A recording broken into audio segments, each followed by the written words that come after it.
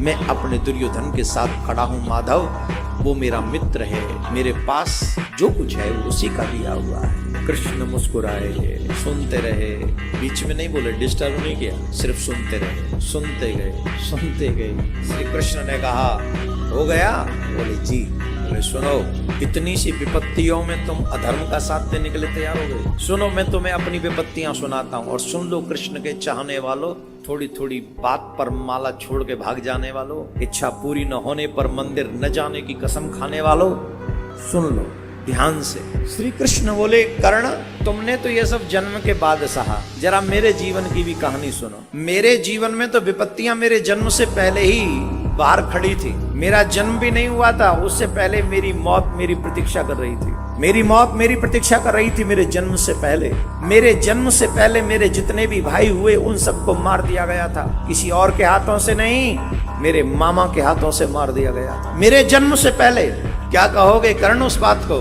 जिस दिन मेरा जन्म हुआ उसी रात को मुझे जन्म देने वाली माँ अपने पिता का त्याग करना पड़ा था। उसी दिन त्याग करना पड़ा मुझे, जिस दिन मेरा जन्म हुआ। थोड़ा सा बड़ा हुआ, मुझे विष पिलाने के लिए पूतना पहुंच गई। आग में जलाने की कोशिश की गई, मुझे आग में जलाने की कोशिश, बार बार अनेकों राक्षसों के द्वारा मुझे मरवाने की कोशिश की गई। तुम्हारा बचपन तो शस्त्र विद्या में सीखा, तुम्हारा बचपन शस्त्र विद्या सीखते हुए निकला, लेकिन मेरा पूरा बचपन गौएं चराते हुए बीता। तुम्हें प्राप्त हुई शस्त्र विद्या, मेरी तो गुरुकुलम की विद्या ही 16 वर्ष की अवस्था में प्रारंभ हुई है।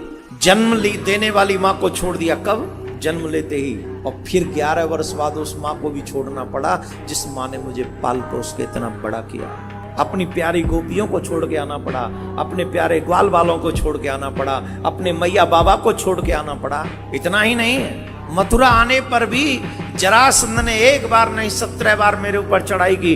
अपने लोगों की रक्षा करने के लिए मुझे अपना शहर छोड़ के जाना पड़ा, अपना नगर छोड़ के जाना पड़ा, और द्वारका में भी रहते हुए अनेकों कष्ट सहे, बार बार लड़ाइयां लड़नी पड़ी। बावजूद इसके, इतनी विपत्तियों के, कृष्ण कभी अधर्म के मार्ग पर नहीं गया, उसी मार्ग पर डटा रहा। जानते हो क्यों?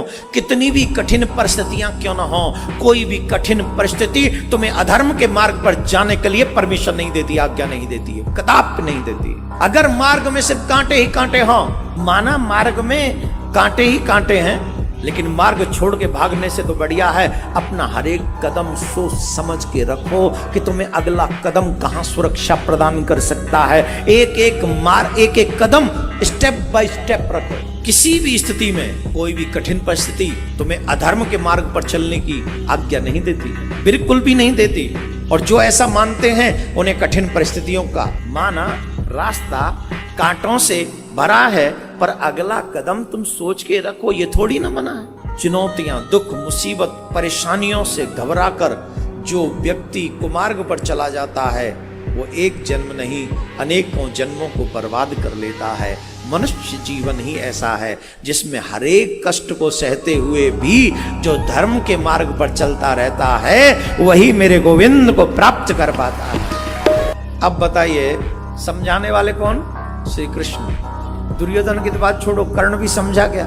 इतना सुंदर उपदेश भगवान ने दिया, इसके बाद भी कर्ण व्यापक धर्म को समझ नहीं सका। धर्म बड़ा व्यापक है। मनुष्य जीवन मिला ही इसलिए है जिसमें हम कठिन से कठिन परिस्थिति का सामना करें। अपने से जिनको हम भगवान कहते हैं, चाहे वो राम जी हो चाहे वो कृष्ण हो, उनके चरित्रों को पढ़ो और ध्यान से पढ़ो, और ध्यान से पढ़कर देखो कि कठिन परिस्थिति में भगवान ने भी कहीं धर्म का त्याग किया क्या?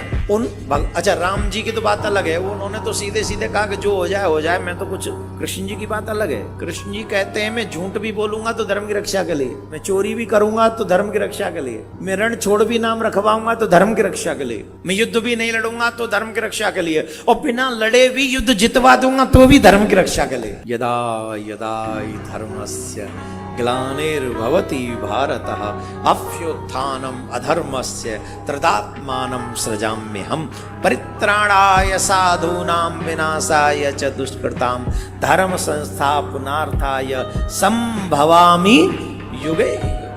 युग युगांतर तक मैं आता हूं, इसलिए सिर्फ धर्म की रक्षा। कर्ण बनने की कोशिश मत करना, बनना हो तो कृष्ण का अर्जुन बनने की कोशिश करना।